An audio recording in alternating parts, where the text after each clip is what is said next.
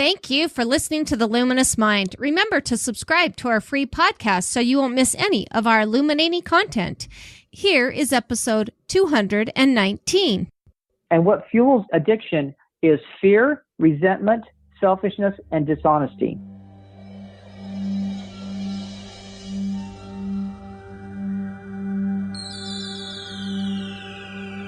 Benjamin Franklin once said, "Do not curse the darkness, rather light a candle instead."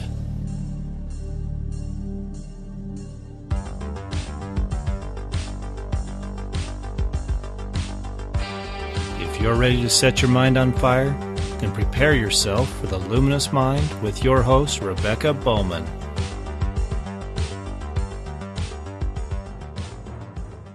Today's fire starter is Blaine and Audrey Rindlisbacher. After struggling with a pornography addiction for more than 30 years, Blaine's prayers were answered and he was led to the principles of addiction recovery.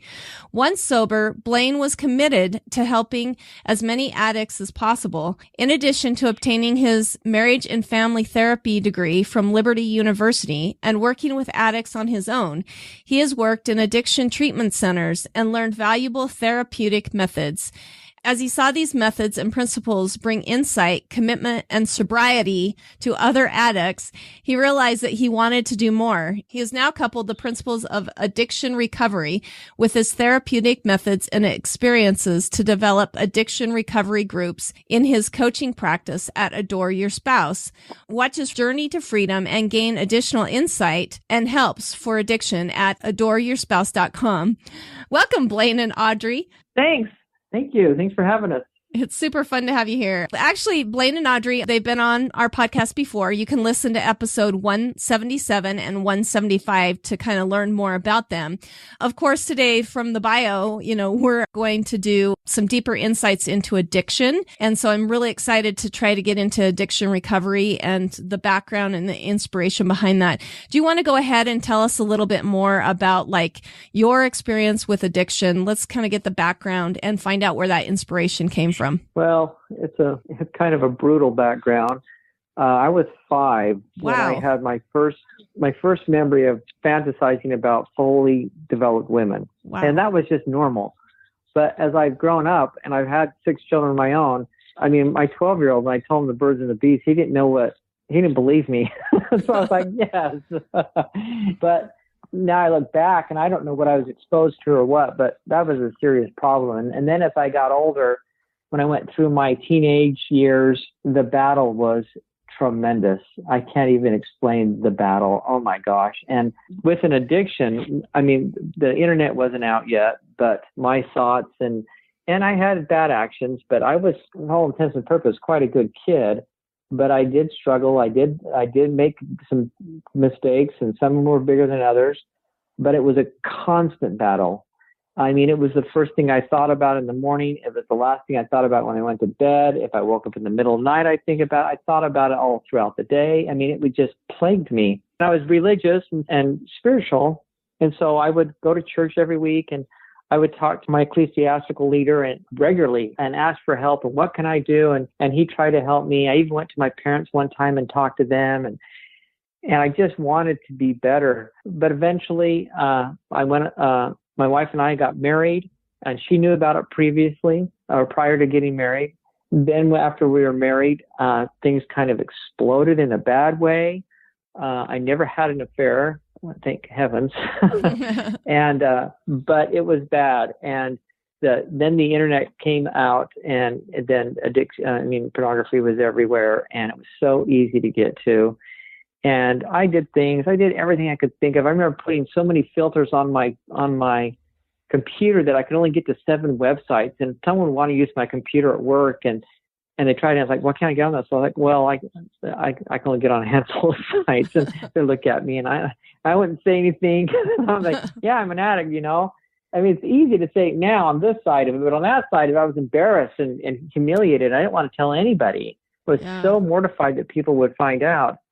And then in probably my 30s, things started dying down. And one of the reasons it did die down is because I went back to school, and it was really just kind of a liberal arts school, and I wanted to learn. And there was all these great authors that I'd heard of that I never ever read, like Tolstoy and Dickens and Plato and, Aristotle and all the, tons of them. And I just never read them, and I wanted to. So I started reading, and that was really kind of a pivotal turn in my life because it did two things. One is it took up time. So instead of lusting and fantasizing, et cetera, with my addiction and looking at pornography, I was engaged in something that was enlightening and uplifting and good, and it took time. And then it also caused me to think, because they were talking about these great concepts and principles and stuff, and we were getting really excited about principles at the time. We were just learning about them. And so we spent time discussing, but I'd spend time thinking about those things. And the more I studied, the more I found that I could think deeper than I could previously. For example, one time I remember I wanted to act out, and I thought, you know what? It's always the same. No matter what I do, it's always the same. Yeah, I know it feels different this time. It's going to be different, right? It's going to fill this need I have that I'm feeling I need right now, right? This compulsion to use, this compulsion to act out. That need is going to be met. And I think, no, it's not. It never is. It's always not enough. It always lacks the luster that I think it's going to have. And that really helped. That calmed things down. It didn't eliminate it. So I just kept battling it back and forth. And by the time I was 40, I was like, you know what? I think this is still a problem. I know I still act out, but when I say I think it's still a problem, I knew it was a problem. I didn't think it was that bad because it was nothing compared to like my teens and my 20s. It was so minimal. It was still there though. And I thought it was so minimal. So I had this idea. I thought, well, I'm just going to track every time I act out. Then I'll know, then I'll have proof. Because I was thinking, how often do I don't think I do it that much, So after I did it, I was floored. I was like, it really set me to my knees, and I was just overwhelmed. And it wasn't so much the frequency as it was the consistency. I tracked it for about 4 months, and it was regular. Wow. And I thought, dear Lord, what am I going to do? I have no idea how to beat this. I was completely overwhelmed. And addicts are great at tearing themselves apart. I remember telling my wife once when we were first married that I envisioned someone punching me in the face over and over again. And she started crying. She's like, you do what? And I just like, well, I'm just such a loser. I'm just, I'm an addict. And it just broke her heart that I would see myself in that way, but we're really great at shaming ourselves. So anyway, this happened, and after I tracked it, it sent me to my knees, and I started praying, and I prayed like I'd never prayed before in my entire life. I prayed for 10 to 15 minutes in the morning and in the evening, virtually, I think, every single day for 4 months. Wow. And pleaded with God that he would save me. Because not only did I believe my soul was on the line. I was scared, and I was freaking out. I was in despair. I had no hope. I had no idea how to beat this. So like I said, I prayed and prayed and prayed. As I prayed, I continued with life, right? I'd been in the great books for 10 years. And so I would read, I always read, and I was reading then. And one of the books I read was The Problem of Pain by C.S. Lewis. Now, I wasn't supposed to read this book. I actually was finishing up my degree at this point. And this book I had a C.S. Lewis class, and we were supposed to read all these books. And there's one book I had already read several times. So I said, is there any way we could switch this out for this other one? And they said, no, but we can do this one, The Problem of Pain. And I was like, okay, that's cool. I've never read that one. And when I read it, he said something in there. He said, just because time has gone by doesn't mean we've repented of anything, of something that we did wrong. And I thought, wow. And I knew that, but I had spent, and I felt like I've repented a lot. I'm telling you, I repented a ton over the years, but it just struck me some way. And I got thinking, and I kept pondering over a few days, and finally I went to Audrey, and I said, I think I'm supposed to write down everything I've ever done wrong. And she says, huh? I said, I don't know why. I just feel like everything I've ever done wrong, I'm supposed to write down.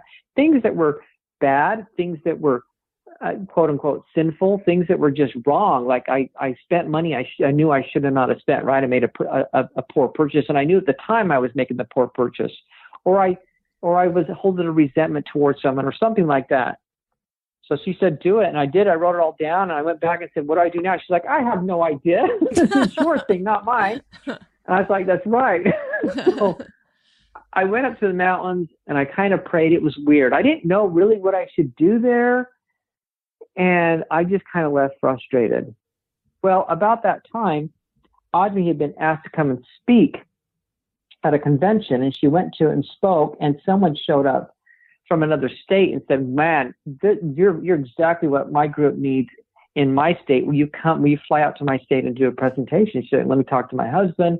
And I said, you charge him $2,000 period. Now, my wife had done a lot of speaking up to that point, but she never charged a penny for it. Wow.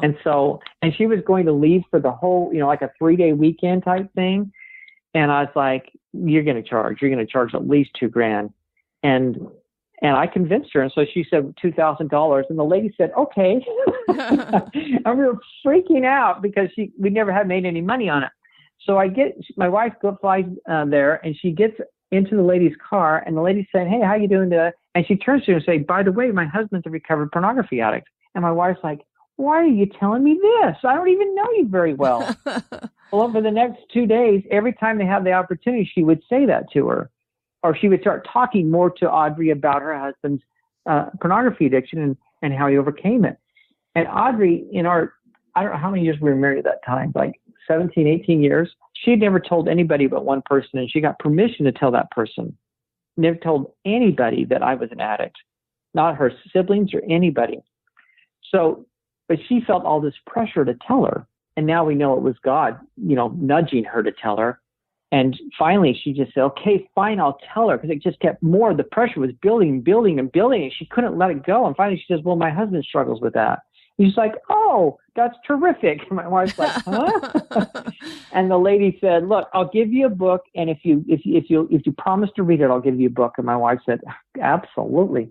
So she gave her the book. And it changed my life. We were reading it, and we got to chapter 5, I think it is. And it said, write down everything you've ever done wrong. And it was just, oh my goodness, God put this book in my lap. And he answered my prayers that I had prayed for over 4 months to save me. Wow. And that was the witness. All of those things was, that God was listening and he answered my prayers. But in addition to that, they worked. When I did what the book said, it worked, and it changed my life. That's amazing. I got this freedom I've never had my entire life. So that's kind of my story and what happened and why I got involved with addiction. Well, let's kind of talk about maybe what addiction is, because that's a general key thing. I think, you pointed points out of how your addiction, like you thought about it all the time and stuff like that. But let's really point out like what kind of classifies something as an addiction? Well, the DSM-5, which is the Diagnostic and Statistical Manual of Mental Disorders, that's published by the APA, that's where we get all the labels from. I'm OCD, right? That comes from that book. I'm a generalized anxiety disorder, or I have major depressive disorder. All those things come from the DSM-5. In the DSM-5, they also have addictions, and they all call them all disorders, right? So you have a dissociative disorder, or your somatic symptom and related disorders, or anxiety disorders, because there's different kinds. But they also have, like, under feeding and eating disorders, they have anorexia nervosa, they have bulimia nervosa, they have binge eating disorder, they have gambling in another section. And so they have these different things. They have substance abuse related and addictive. They actually call that addictive disorders. And so they go into cannabis and alcohol and all those different things. Opioid, there's just tons of them. So that's where you can get the definite, if it's classified there, it's definitely addiction. But my own definition is an addict is anyone who engages in bad, wrong, or excessive behavior repeatedly, who can't stop, or if they do, they can't stay stopped. Wow. It also is behavior that interferes with your normal activities. Matter of fact, I worked at a treatment center, and it's just standard across the board to ask several questions, about 8 or 10 questions, to determine the severity of it. Does the addict engage in the behavior in larger amounts or for longer periods of time than they meant to? Do they want to cut down or stop engaging in the behavior, but they can't manage to do so? Do they cravings and urges to engage in the addiction? Do they not manage to do what they should do at work, home, or school because they're engaging in the addiction? So all those different things determine the severity, and it's really clear to see. If I look, my past, I was all 9 of these, or how many, 8 or 9 or 10, how many there are, and so I had a severe addiction. Wow. And and these were things that weren't obvious to anyone else around you, but you could feel it, like that pull of needing that, right? Like, oh yeah, at weird times, maybe. Yeah. Yeah, and probably the biggest thing is I knew I shouldn't do it, and I still did, and I wanted to stop, and I really wanted to stop, but I didn't know how to stop. And I remember, and if you know an addict, they'll all say the same thing. You're engaging in behavior. You say, why am I doing this as you're doing it? What is wrong with me? Why am I on this again? Why am I using again as you're doing it? Yeah. Because you know it's wrong and you didn't want to do it. And you swore that morning you would never, ever do it again. You swore on your life, and you told your spouse, and you promised up and down you would never engage in that behavior again. And 3 hours later, there you go again. Yeah. I almost feel like it's kind of an itchy feeling, like there's just a scratch that you can't quite scratch. You know what I mean? Like that would be, unless you do that, like you just feel that itching. Does that make sense? Like, oh yeah, it's a major compulsion. Yeah. The compulsion is tremendous. Yeah. And so how do you know if you're an addict? I'll never forget, I called one of my friends after I had been freed, and I said, hey, I did this. He knew that he actually had known about me. I told him a few years before that. And he said, well, I'm struggling with the same thing. And so I called him and told him, I said, so I think you should do this program. He says, I'm not an addict. I said, you're not? He says, oh, no. I said, well, then stop. I said, if you never start again, then you're not an addict. He says, well, I'm not an addict. I'll never do it again. And he never did. I'm like, that's so awesome. But he didn't want to be classified as an addict. I didn't either, but he really wasn't. He actually stopped and didn't resume the behavior. And it's been like six years now. Wow, that's pretty. But awesome. if you can't stay stopped, then you know you're an addict. Yeah. If you continue to eat way more than you know you should, and you know you are, and you know you shouldn't be eating that, but you have to eat again, right? Or you have to gamble, or you have to look at pornography, or whatever those addictions are, right? Drugs and alcohol and stuff. Then, yeah, and you can't stay stopped, then you definitely are an addict. So what do you feel like addictions are so prevalent today? I think, we're seeing a rise in all that stuff. I mean, you talked about the internet being a huge component to that, but I mean, we're seeing addiction everywhere in all kinds of things, even in technology, Oh, I know. Gaming. There are people that are addicted to gaming. Yeah. Well, I think the question that needs to be asked in response to your question is addiction a disease? Now, like I said, the DSM-5 classifies many of those as disorders, right? And the whole mental health industry has become extremely scientific, and they want to be like medical, and they're doing a lot of good.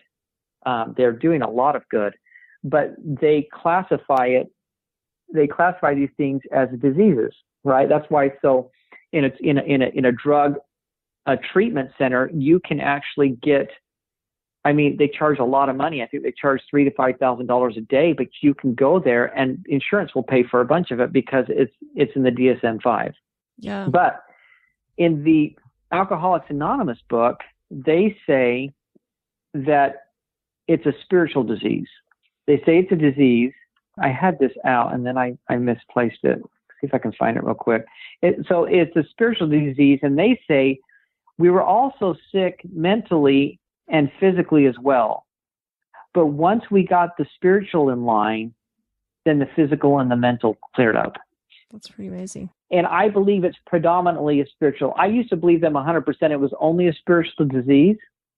And then as I did more clinical work and more study, I realized there's other things that are compounding that. So one of the problems with the mental health industry, and probably the biggest problem by far with the mental health industry, is it's devoid of God or spirituality.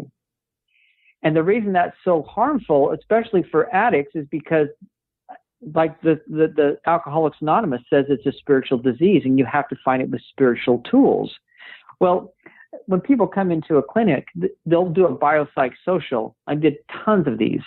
Biopsychosocial. We want to know about your biology, your psychology, and your social, right? Who you live with, all that stuff. Are there addicts living with you? All that, going to all those things. Were you abused and there's have trauma in your life? We go through all those things. But they don't talk about the spiritual. If it's true what Alcoholics Anonymous is saying, and I do believe it is, it's primarily a spiritual disease, then you have to find it with spiritual tools. And if you don't have that, and if the whole mental health industry is void of that, that's why I had a friend go to because I talked to another friend about this after I found the solution, and he'd gone to a counselor for 3 years straight, every week, and paid. And then he joined support groups, and he paid for some of those support groups, and other support groups and they were programs or whatever, and he paid for those and went through those, and then he went through other ones as well that weren't paid for, and at the end of the day he was just as addicted as he was when he started it all. Wow. Because it's a spiritual component. He was missing that. Yeah. Well, and that's really one thing. I mean, we're talking about pornography. Some people feel this way about drinking or drugs or whatever, is that some people will blame like the spiritual component for making us feel guilty about that. But I think that having that definition of like an addiction is something like you're thinking of when you should be thinking about other things, correct? I mean, and so avoiding like blaming it, I mean, it really goes way beyond that. I mean, we're not making people feel guilty that they have addictions. It's something they feel guilty because they have it. Yeah. It's inbred. Yeah. It just is. And people will, I know that is one side of the argument, but it's not true. And here's why. Do you know what feeds addiction? What fuels it? What is that? Most people don't know. Yeah. most clinicians I've talked to don't know.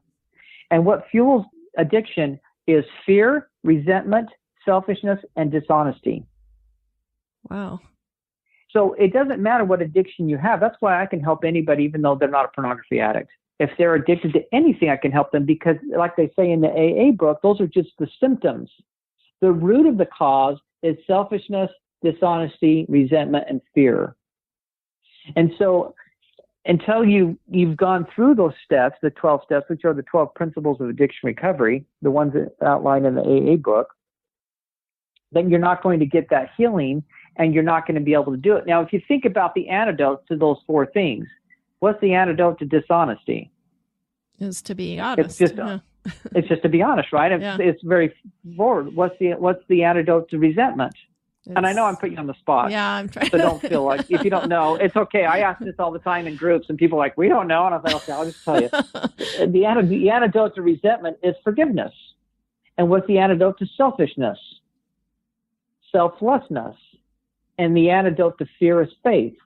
And so those are all spiritual answers. Yeah, they really are. And so that's why. And when people do that, all of a sudden the addiction disappears when they do the steps properly. But I have seen that through, like I said, through more research and working with people, that the biopsychosocial is impacting people. It's making it harder. Could you do it if you only did the spiritual and you only did the 12 steps? Absolutely. I believe anybody could. But it will make it so much easier if you have the therapeutic techniques to help back you up in the biopsychosocial. Does that make sense? Yeah. It just makes it way easier. And it makes sense of why therapy maybe not be working as well as it used to, is that we have taken that spiritual component out, the higher power type of kind of idea for sure. Exactly. Right. Exactly. Awesome. Great. So what do you feel like your overall paradigm change has been surrounding addiction? And then I want to get into the principles, but definitely. That it's not a mystery anymore. I mean, it is so fun. I challenge anyone. I have no idea why I'm addicted. I said, I guarantee why. I know exactly why you're addicted. No, you don't. No one can know. Why can't I stop? I can tell. I can pinpoint it every single time, and I'll say, give me a scenario, and I'll tell you why you relapsed. And I can draw it right back to one of those four things. resentment, fear, selfishness, or dishonesty. Every single time. Self-pity is a form of selfishness, and people don't. So, there's a lot of self-pity to go on with addicts as well. Yeah. And that fuels their things. But I'll have people say, well, no, I didn't do anything. And I'll say, okay, well, I just start asking them questions, and I go deeper and deeper. And then all of a sudden, one of those 4 pop up every time. So that would be the biggest paradigm. It's quite simple, but it seems like no one has a clue what's going on with addiction in and out of the professionals, both addicts and people that help. I know there are some, and I know there's some great people, but I keep getting this from people. I mean, even the treatment center I worked in, I was floored. They kept saying, "You're talking too much about the steps, Blaine." I was like, "I'm a recovered addict, and you're not. So don't tell me, don't tell me I'm talking too much about the steps." And I kept getting in trouble. You're bringing up God too much. I was like, "Do you want them to heal or not? Aren't they paying us to help heal them? I need to talk to them about God." I mean, and we can phrase it under higher power. That's fine, but they need to heal. But so often, I mean, I had texts that would overhear my groups, and they said, "Boy, it's sure nice to hear the steps," because a lot of the people that get in the industry are recovered addicts. As far as the techs were concerned, a lot of the techs, not the clinicians nearly as much, but mostly the techs, and they said, "It's sure nice to hear someone talk about the steps finally." Oh, wow. That's interesting. Yeah. I actually had a lady that, and here's the thing too, which boggles my mind, in support groups.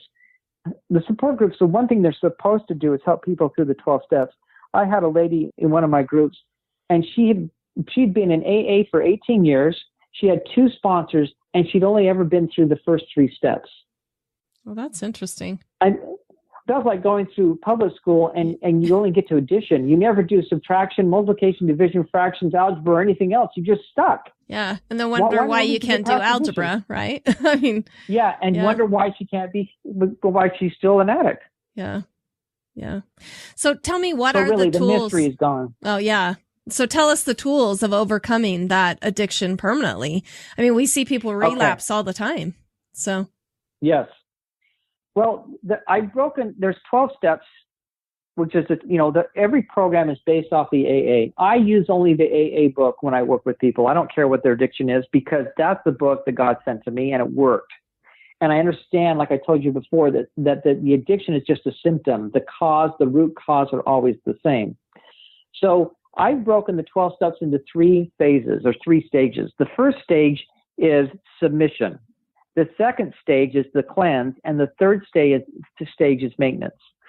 So the first step is we admitted we were powerless over our addiction. I changed that. It says alcohol, but it doesn't matter what it is. And that our lives had become unmanageable. This is the hardest step.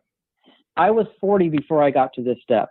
Why didn't I do it when I was 7 or 12? I don't know. Pride. I was just stupid. I didn't think I had a problem, whatever, right? It was just, when I got married, everything would be fine, right? Yeah. And so this is the hardest one for people to really believe they have a problem. When you really admit you're powerless and over your addiction controls you, you don't control it, and that your lives become unmanageable. Now, there's functioning addicts out there, right? They go to work and stuff like that, but they know that this part of their life is a mess, and it's unmanageable.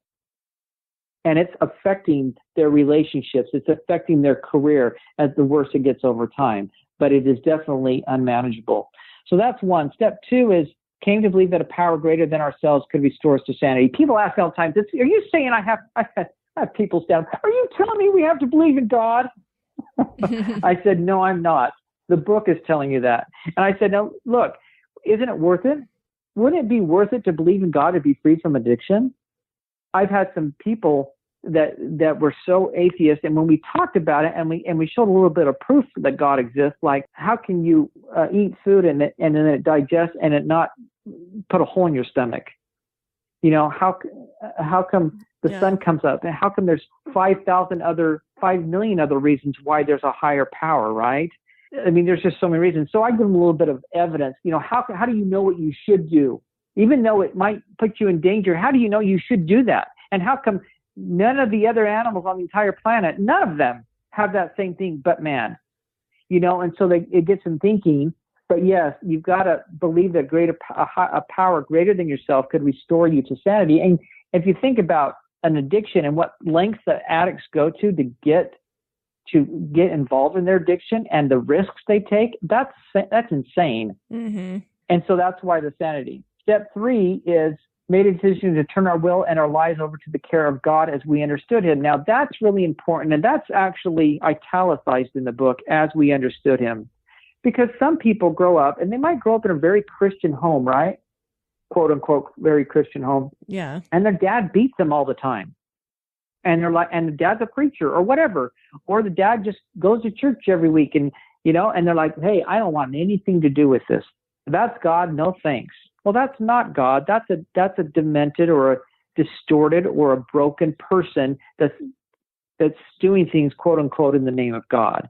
So Yeah. you've got to make, okay, what would God be like? What would a higher power? Would it be all loving? Yeah, I think it'd be all loving, and he'd be all knowledgeable, and he would care about me, and da-da-da-da. And then you can turn your will over. But it's a conscious action that you take to turn your will. So those first 3 steps are the submission stage. The next stage is the cleanse. And if you're religious, it's called repentance. If you're not, it's called the cleanse. But it's the same thing. And the step 4 is to make a searching and fearless moral inventory of yourself. You have to write down everything you've ever done wrong. Now, I had one guy I was working with, and he's like, oh yeah, I did that. I said, did you write down everything because he said the steps didn't work for him. I said, did you write down every single thing you've ever done wrong? He said, yeah. I said, outside of your addiction, he says, we're supposed to do it for the things that didn't pertain to our addiction, because he was an alcoholic. And I said, yeah, like if you cheated on your wife, if you cheated on your taxes, if you stole something, anything you've ever done wrong has to go. And he's like, oh, that's why they didn't work. He kept saying it. That's why it didn't work. He's freaking out. It was incredible. I don't have time to tell the story. It was absolutely remarkable, the healing that took place in that man. So you make that inventory of everything you've ever done wrong. Step 5, you have to admit it to God, to yourself, and to another human being. These are hard steps. Don't get me wrong. I don't want to sugarcoat it. These are hard, but they're so much easier than being addicted year after year. I mean, they're so much easier, but they're hard and they're embarrassing. They're very humbling. To tell someone everything you've done wrong. Most people, when they get to step 4, they'll say, well, I could never write everything done wrong. Are you kidding me? There's not enough paper in the world. Yes, there is. And it's not as bad as they're thinking, but they know they've done a lot of bad things they haven't fixed. And when they get to step 5, I could never do that. And they say in the book, we tried to find a softer way, an easier way, but it didn't work. Whoever cut corners, the steps didn't work for them. They weren't free. They were still addicted because they hadn't done it right. Wow. You've got to do them with all your heart. Well, and do you feel like that's how some people, they may go through the 12 steps, but then they relapse? I mean, is that the reason why? Is that they're not doing it correctly? No. If they go through the 12 steps and they don't get to sobriety, it's because they didn't do them right. Relapse is a different thing. I'll talk about in a little bit. Oh, okay. Because they didn't do them thoroughly. They skimped through, they jumped over, they didn't write everything down, they didn't confess everything. I remember one guy in one group it was before I was in clinical, I was actually just attending a group, and one guy said, that's it, I'm so sick of being addicted. I'm like 35 or 40, I can't remember how old he said he was. He said, so I just went and I confessed everything. I had confessed before, he said, but I would do it and kind of leave out some important details, that were too embarrassing. And he says, I just laid it all out on the table. And he says, I was freed. He said, after I finished the steps, I was freed. I was like, that happened to me. But it's the same thing. When you do them right, you get free. Wow. So step 6, we're entirely ready to have God remove all these defects of character. Like, are you selfish? Are you dishonest? Are you narcissistic? Are those kinds of things? Those are character defects, and you have to be willing to have God remove those. You have to be ready to. 7 is you humbly ask him to remove those shortcomings. So those were actually quite easy steps for me, because I was like, sure, I don't want this crap anymore. It may be harder for other individuals. Step 8, made a list of all the persons we'd harmed and became willing to make amends for them. And that's easy because you got step 4 was everything you'd ever done wrong. And a bunch of those things, or some of those things you did on step 4 were with other people, how you would hurt them or taken advantage of them or whatever. Well, now you got to make amends, and you make that list on step 8, and you're willing to make amends, but you don't make amends yet. You're just willing. I have a lot of people that they'll start doing step 4 and they want to jump to step 9 and start making amends. It's like, slow down. We don't skip steps. We do every step 100% with all our hearts, so we get the prize at the end. We don't skip. We don't rush. We go as quickly as we can without rushing, but we do them honestly and thoroughly. And so we just go through one by one. So we get to step 9.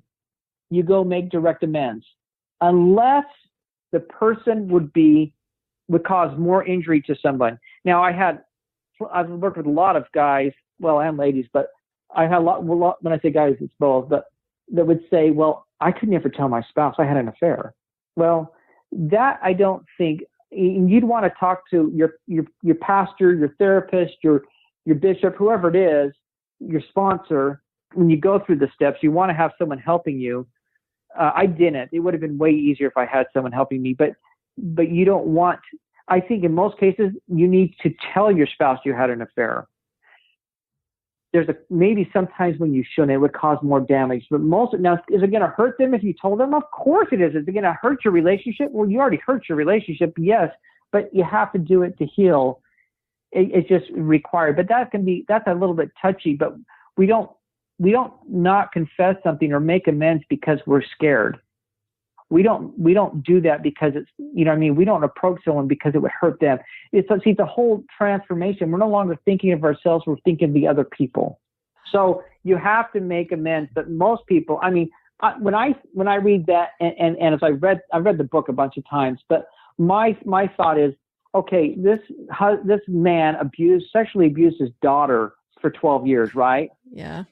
And then disappeared. And then 10 years later, he found the steps and now he's healed. He's going to go rush in there and, hey, sweetie, I'm so sorry. No way, man. That could destroy her, you know? So yeah. I think it's more of a grievous or egregious act, those that are really, that you'd have to be careful of. Yeah. And some people have died, you know, you want to make amends, but they're dead. Well, there's ways you can do that and you can do a living amends and things like that. But it's really important to have someone help you through these steps. But that's the second stage, is the cleanse. You've got to clean house. Because, you know, what does the Neil Armstrongs of the world do after they won 7 Tour de France? What do they do? You remember what he did after he won the 7th one, like a year or two after that? No, I don't. Tell me what he did. He came out and told the whole world that he cheated, that he was doping. Yeah. Why? He's got the crown. He's got all the medals. Why would he come and tell everybody? Because it's eating him alive. Yeah. And that's exactly what's happening to addicts. It's eating us alive, these things we've done wrong, and then we can't let it go. And when we can't let it go, we can't handle that pain. We've got to cover it up. So we need to do something to cover it up. And it's a bottle, it's a joint, it's an image, it's a X-rated movie, it's food, it's whatever our addiction is, but we have to cover that pain up. I had one lady I was working with, and she was raped in her own home. She just bought a home, and someone followed her and went in there and raped her inside her brand new home. Wow. I mean, talk about hell, right? Yeah. And I was like, you've got to let it go. Because she was full of one of the 4. She was full of resentment. She just loathed this person that did this evil act to her. I said, you have to let it go. She said, I can't. I said, what is it costing you in your life right now if you don't let it go? She says, 2 bottles of wine every day. Wow. I said, exactly. Yeah. Now, it's not easy. I got some tools that I found that can really help people, like I had her do as well. But you have to cover up that pain. If you clean house, you've exposed everything to the light. Everything's above board, and you're clean again. You're not broken. You're healed, and that's where you get your freedom. When you're done with step 9, you're free. Yeah. The last 3 steps don't heal you. It's the first 9 that heal you. Well, and I kind of wonder if that's why working with somebody is so beneficial, because I think when we're by ourselves, sometimes we don't clean house quite like we need to. Do you know what I mean? I mean, sometimes we do hang on to the side corners of the stuff, and then that will help us. I mean, that will create a relapse or whatever that we were discussing before. Look, I totally get it. I remember going to have to confess, and I was so embarrassed. I actually had a relapse. And I had to go clean this up and confess it. Oh my gosh. It was so embarrassing, but I had to do it. Because if I didn't do it, I was going to act out again. Yeah. And continue to act out. Yeah. It's that honesty. And having someone by your side is huge. Having someone on your side that knows what they're doing, that knows the steps. But I think the clinical could be very beneficial too. It really can. And maybe you need two people to help you. That maybe you get a counselor to help you, and you also have a sponsor, and the counselor is helping you with the biopsychosocial, right? But it's really important that you get. I think it would have been way easier for me. I think I would have avoided the relapses I had I had someone in my corner, like you mentioned. Before we go on, please listen to this message. If you enjoy this content, you can help us with as little or as much as you'd like over at patreon.com/theluminousmind. These funds help us to continue to produce illuminating content with needed equipment and resources to spread the message of changing the paradigm of education. We appreciate all the ways our listeners help us continue this effort through patreon.com/theluminousmind by expanding exclusive content, giving away gifts, and giving patrons first seen products on patreon.com/theluminousmind.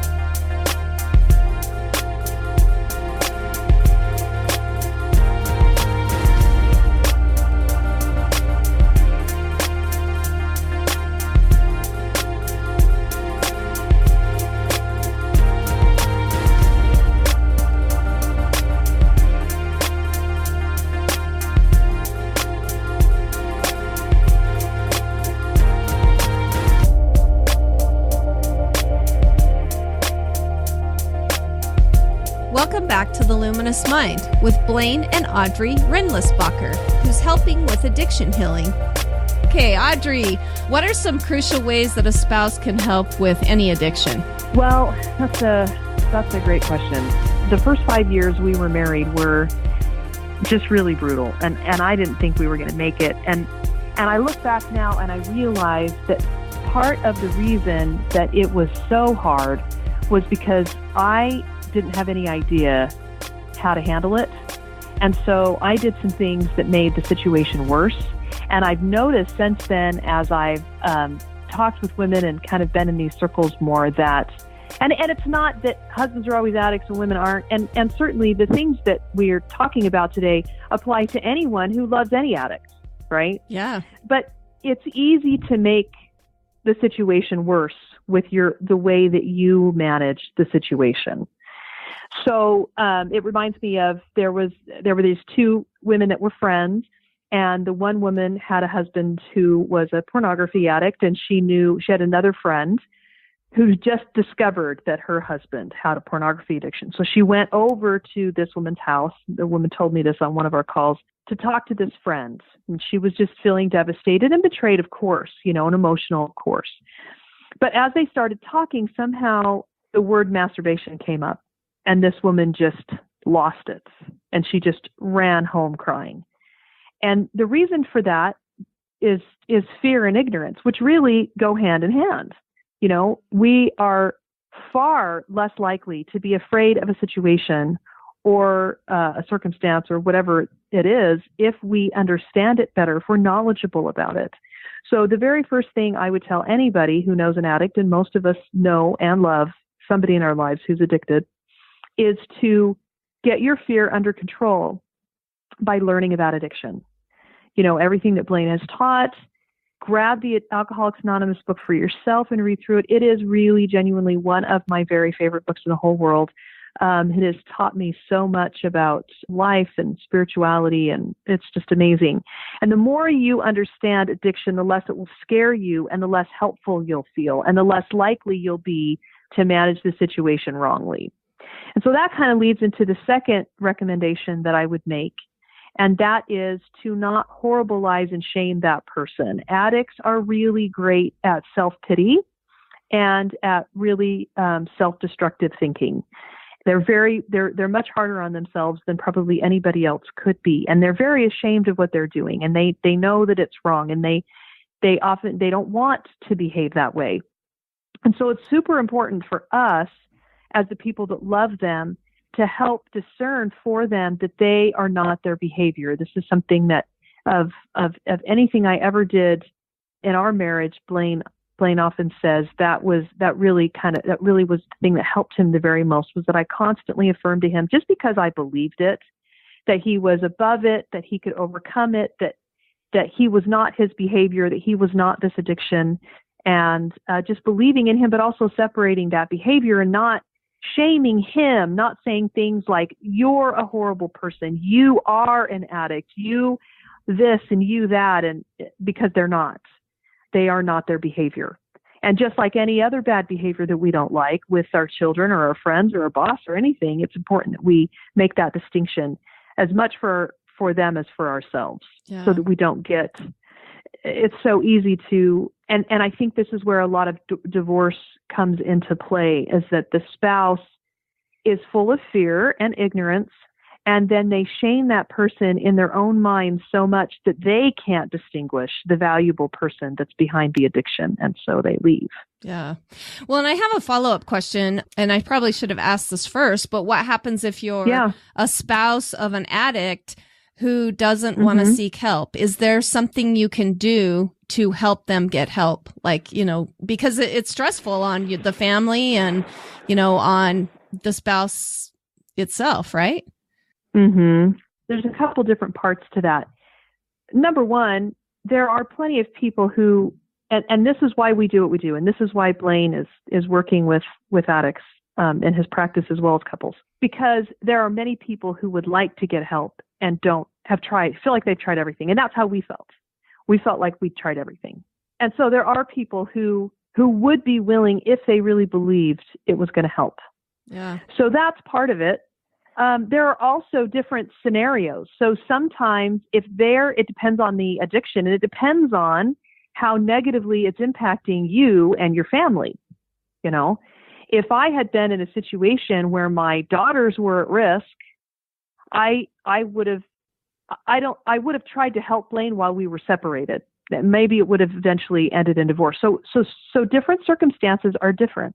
In our case, it was never dangerous to the family, and it wasn't dangerous to me, but it made Blaine very unhappy and hurt his self-confidence and affected his life negatively and affected me negatively because I felt betrayed. And so it was a constant source of pain for both of us, but there wasn't any real danger involved. And so those years when he felt pretty helpless and he wasn't really actively seeking help, we just kind of went on with life, and I tried to keep that. There was a moment, and maybe this is part of what you're asking.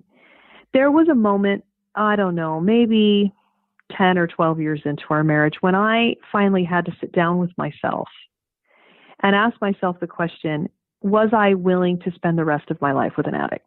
Because we didn't have answers.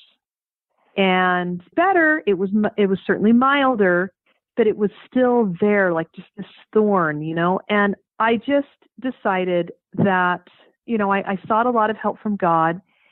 And as painful as it was, I decided that this was not doing damage to me or to my children, and that I had made a commitment to him, and that I had said, kind of for better or for worse, and this was worse and I didn't like it, but I had made a commitment, and that he wasn't his addiction. He was so much more than that.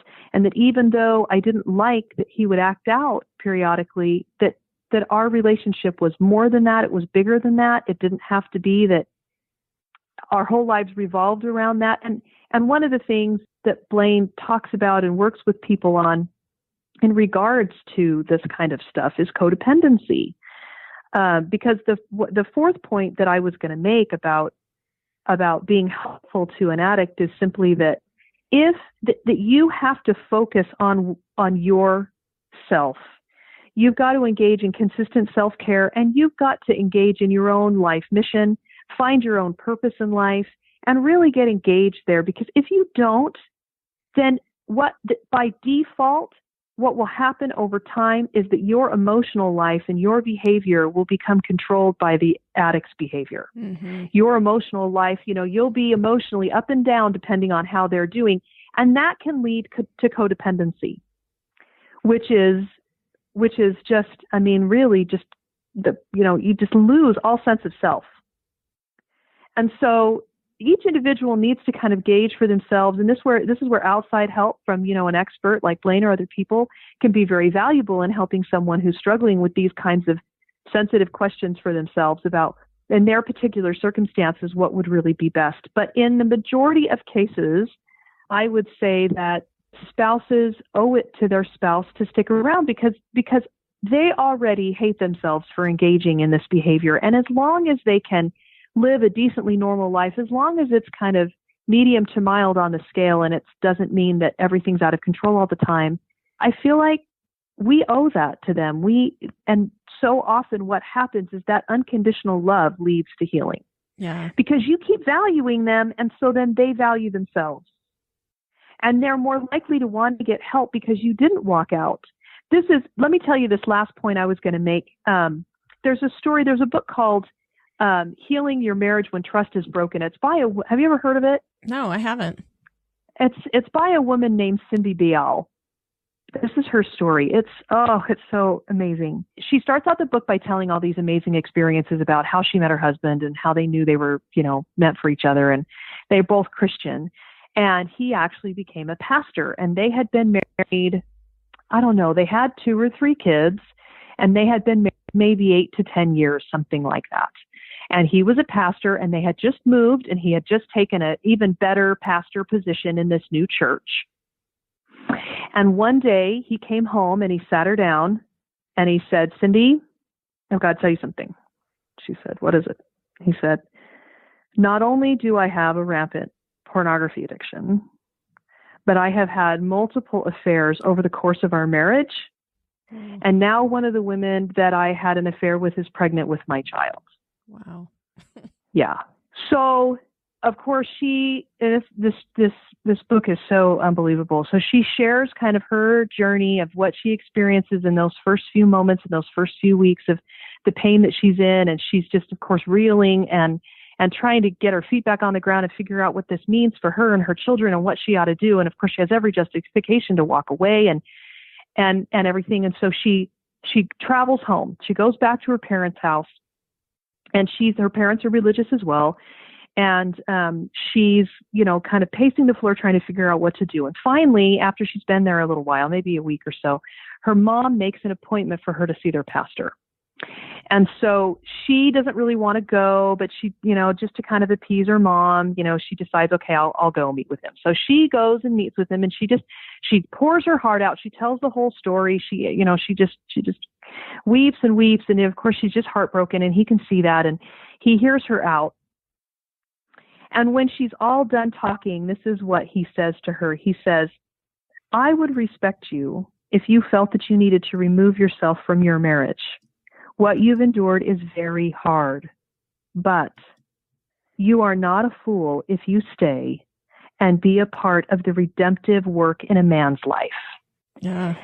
Well, and it can be very powerful, right? I mean, it can affect, it can be an amazing experience for both of you if you let that happen. Yes. Absolutely. And you'll find that there's a lot of growing that you can do as a person in a relationship with an addict. And there's a lot of ways in which you couldn't grow if you walked away. It demands that you be more. It demands that you be better. It demands a level of patience and endurance and dependency on God that an easier situation wouldn't demand. And, she talks about how she's on her way back home and she feels that God is saying to her, "Do you trust me?" And she says, "I know what that would mean." She says, "I knew that saying yes would mean staying in a marriage that was deeply wounded and nearly destroyed. It would mean forgiving a man for breaking his marriage vows over and over again. It would mean remaining in a trustless marriage until Chris could build that trust back up, which may take the rest of his life.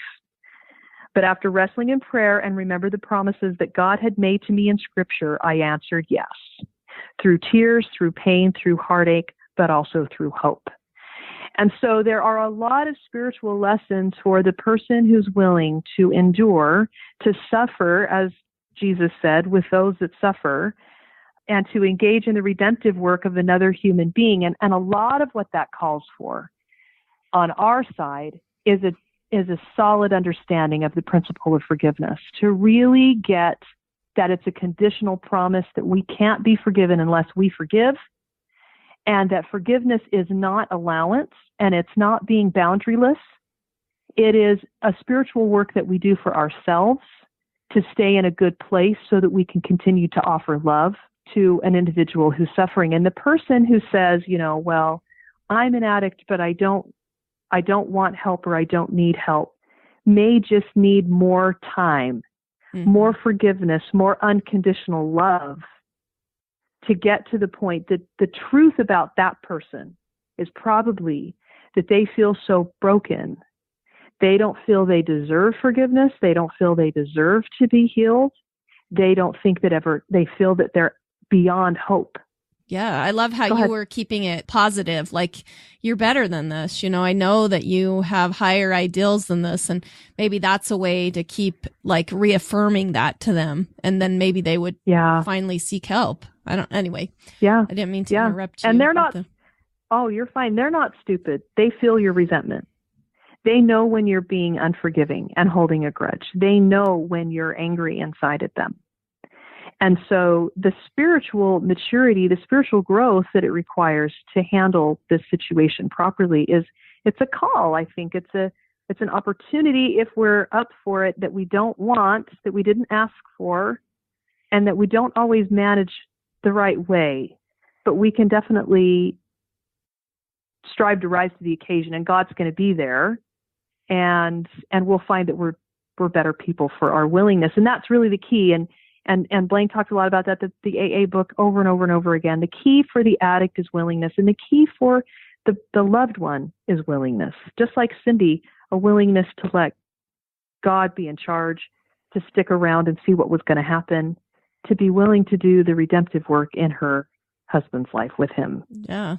Well, and it can be healing for both of you. I love the 12-step program myself, because I don't have any addictions or anything, but I did see a lot of us do have something that we hang on to. And just because some people's addiction or problems are so much more apparent than ours may be, doesn't mean that we're, totally perfect and we have nothing to learn. So. Yep. And you'll find that the journey to understand it, you just grow as a person. You just are such a better person for it. So that's fantastic. Great. Thank you for coming on to our show. Well, and you talked about going to ecclesiastical, helpers, but what's the difference between that and maybe getting more professional help? We want that spiritual component in there, but how does that not work for people? I guess. Well, they're just proven therapeutic techniques that help people, that really help people heal psychological things, social things, right? Yeah. And they're just, I teach healthy coping skills, how to cope with things, because that's the struggle. See, what happens when something goes wrong, we go to fear, we go to selfishness or self-pity, right? We become dishonest, or we choose that actually, or we choose a resentment. And that's our normal way of coping. Well, those coping skills don't work. That fuels addiction. So even if we've gone through the 9 steps and we've created our freedom, if we don't watch for those things, and that's where I slipped on step 10, actually step 10 is what we're talking about now, then you will fall back. But if you've got these healthy coping skills, it makes it easier to do step 10. Yeah. But ultimately, if you submitted, right, if you really listened to your ecclesiastical leader and you really submitted to God, you would never have a relapse. But we're human. and let's talk about those relapses. That happens a lot, right? How do you create that? Well, here's the thing. What are those tools to help us so that we don't relapse? Well, here's the thing. I know we're getting short on time, but when I was in the clinic, I'd run my groups. I would say, okay, by the raise of hand, how many people have done the steps, the 12 steps? And almost no hands would ever go up, except for mine. I'd raise my hand.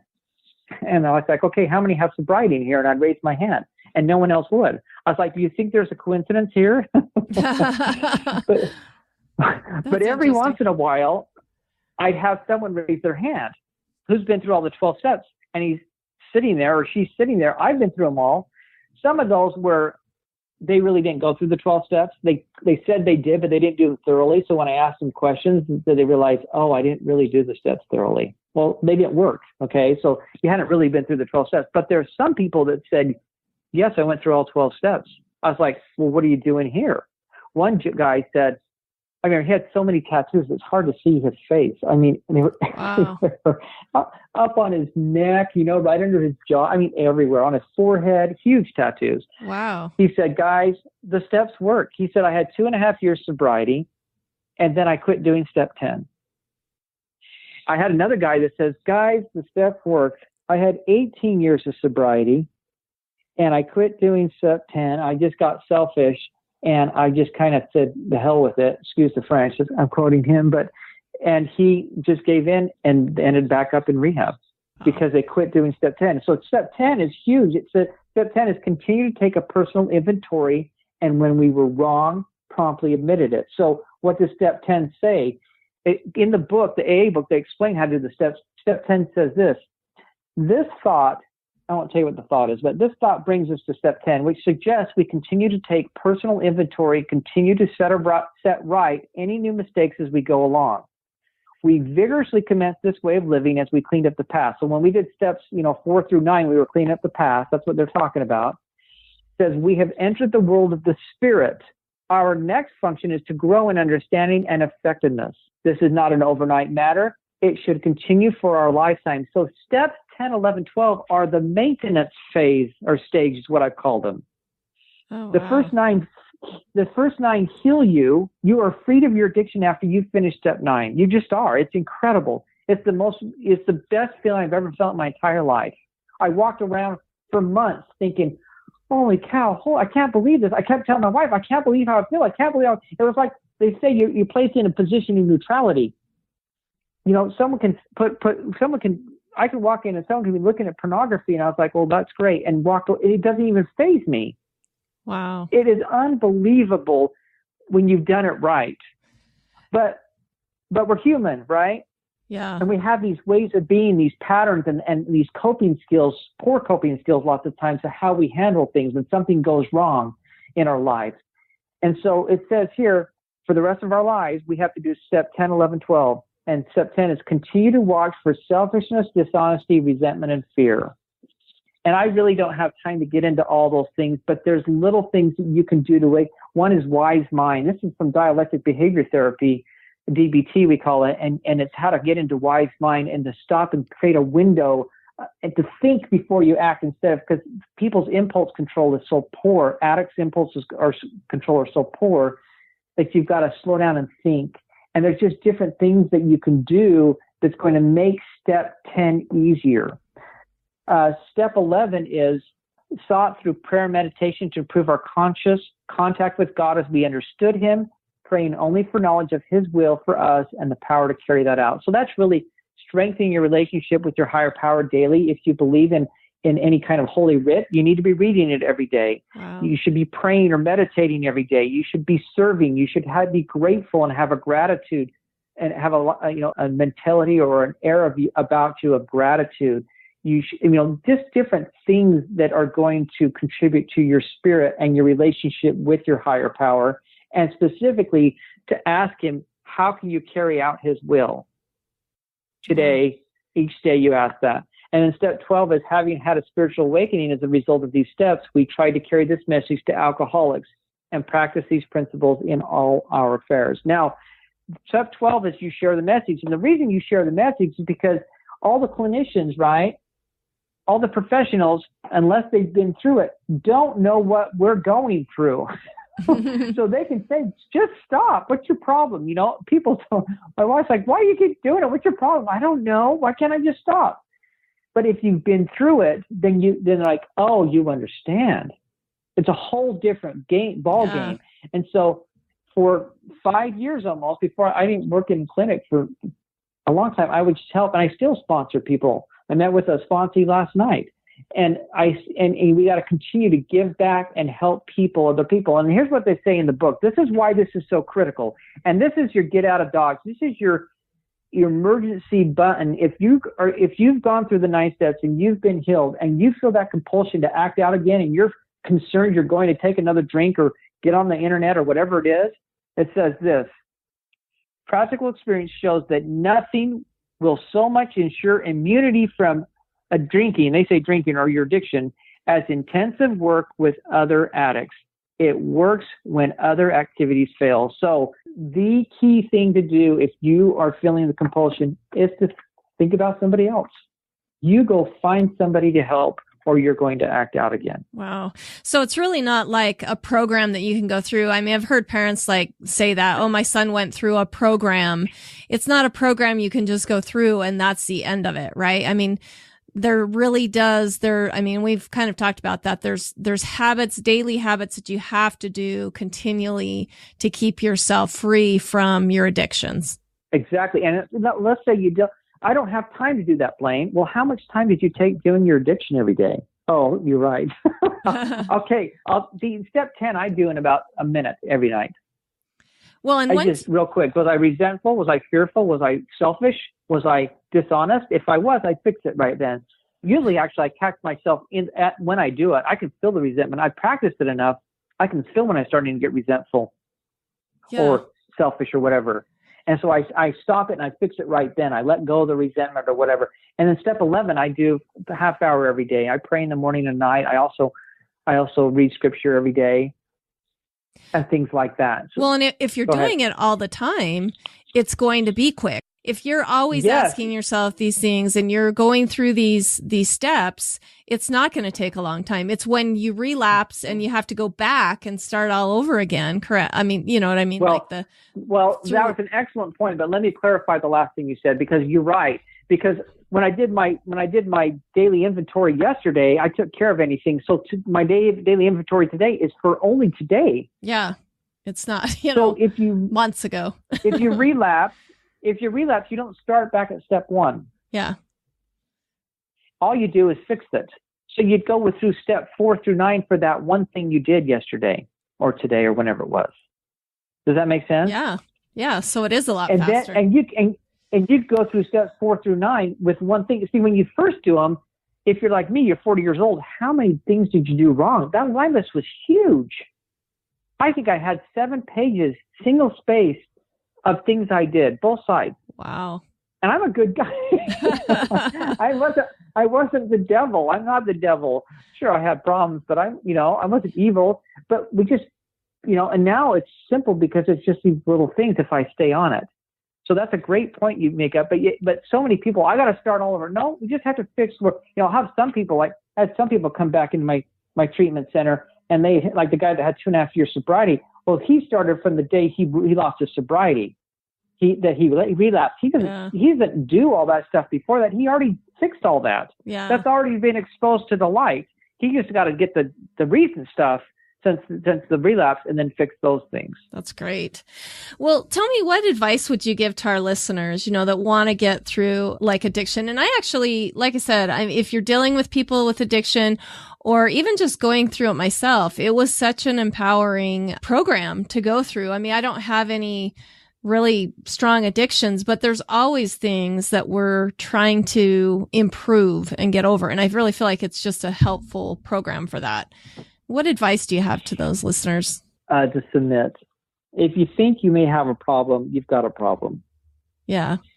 And the submission is huge. And if you have a problem, I had plenty of people I worked with that really struggled with the God thing. And the ones that would submit, and it doesn't have to be my God. It's as they understand them, right? Mm-hmm. But submission is so much. I mean, I've worked with a lot of people that quoting the Bible, quoting whatever scripture, right? And they're very, very, very religious. And they're giving sermons in my groups and all this stuff, and they're quoting scripture. You guys got to repent and do that. You know what I mean? But are they submitting? Yeah. And I didn't. Are they doing the steps? That's the submission. You have to submit to the 12 steps, and you have to do them thoroughly. You can't skip them. And, I would do check-in every day when I was doing the groups at the treatment center. And obviously I don't work there anymore, but I would go every day, where are you out on the steps? Where are you out on the steps? And some people get mad at me. You're not supposed to do that. You're not their sponsor, blah, blah, blah. I said, I want to see progress, guys. You do what you want. It doesn't say you have to have a sponsor in the book. It's very helpful. And so some guys would say, well, I'm on step 4. I said, great. The next day, I'm on step 4. So after a week, I said, look, dude, you've been telling me you're on step 4. Have you done anything on step 4? Well, I've been thinking about it. I said, you haven't done anything on step 4. And so I know people that have been on step 4 for 9 months. Wow. There's no reason to drag it out. That's not submission. You got to get through it. And it can be hard when you start writing everything down you've ever done wrong. It brings up some self-pity. It brings up resentment. It brings up fears, and your compulsion to act out increases. So you want to get through those as quickly as you can. And if people, that one guy in particular I was just telling you about, I said, okay, we're ending group early, and I want you to sit here for 15 minutes and start writing your list of things you've done wrong.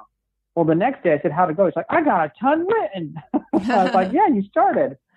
Yeah. So you have to, that's the thing, submission. Please submit to the steps. You can be freed. Yeah. Well, and I feel like that's what I'm telling you. Writing it down and getting through those things quickly is it goes back to kind of what Audrey was saying before. I mean, that's putting your spouse in there, but that codependency. And I think sometimes that we can be codependent with ourselves. Like we hang on to it because it's, I don't know, feeding something that's, there. Does that make sense? Like that you hang on to it and you have a hard time submitting or writing it down. I think that just is another layer of transparency. It's different than thinking about it than it is writing it out and seeing it with your eyes and, feeling it with your hand as you're writing it out. But I kind of feel like that we can somewhat be more dependent on that addiction, but it goes with that, correct? I mean, yeah, and they say to write it down specifically in the book. You can't not do it if you want to be healed, because having it in your head, you can't remember everything and you're not thorough. And generally you think about the same thing over and over again. And when you start writing and you go through your life, you're like, okay, when I was 5, I did this, when I was 6, and you start going through it, then you start getting, and then other things, it triggers other things you did. And then you keep writing and writing. But unless you do that, it won't work. It doesn't. Oh, yeah. So for sure. Can be a huge healing process. I mean, like I said, I'm just going through those steps. And if somebody wants to get a hold of you and find out how to, maybe they have an addiction or they're dealing with a spouse with addiction, how do they get a hold of you? And, what's your contact information? Well, they can just go to adoreYourSpouse.com, and under addiction, there's a free coaching call. If they want to talk about it, they can do that. There's also a contact us button on there. Below the main header, there's a Facebook icon, a YouTube icon, and then an envelope. That envelope goes right to the contact us page, and you can send me an email. And those come directly to me, by the way, and I'll respond to you. But that's probably the easiest way. Also, we have the addiction recovery groups that we're starting here at the 1st of February, and so they can learn more about there. We got a page on the site that talk about the addiction recovery groups. I work with individuals and with groups as well, and they can do both if they want. They can try out one or the other or whatever they want. But definitely, they just have questions, they can email me, or they can set up a free call. That's awesome. Well, and I really appreciate you coming on and talking about this really difficult subject. I mean, especially to be as transparent you are about your own story, but then also to be so willing to help other people. And maybe that's part of your own healing, but for sure. It is. It's kind of selfish, isn't it? But yeah, it's actually easy on this side. Before I was recovered, I couldn't tell anybody because it was so embarrassed, and I was so ashamed of what I've been doing for so long. So yeah. You're very welcome. Thanks for having me. Again, we've been talking with Blaine and Audrey Rindlisbacher. You can watch his journey, like I said in the bio, watch his journey to freedom and gain a lot of additional insights and help for your addiction by going adoreYourSpouse.com. However, we're going to be sure to link all that information on our website as well, including the books that Audrey suggested. But thank you so much, Blaine and Audrey, for coming on and helping to light our minds on fire on this really important topic of addiction. I appreciate it. Thanks so much for having us, Rebecca. Thank you very much. Awesome. You take care. Thank you for listening to The Luminous Mind. To learn more about Blaine and Audrey Rindlisbacher, go to our show notes at theluminousmind.net. Be sure to become a subscriber to our free email list and help us to continue production of illuminating content by sponsoring us at patreon.com/theluminousmind to get exclusive content. Subscribe on YouTube, like us on Facebook, follow us on Twitter, Google+, Pinterest, and now Instagram. To help us grow, consider these easy ways. Tell your friends about us, leave us a review, share our content. Tell us how we can help you so together we can continue to light minds on fire and change the paradigm of education.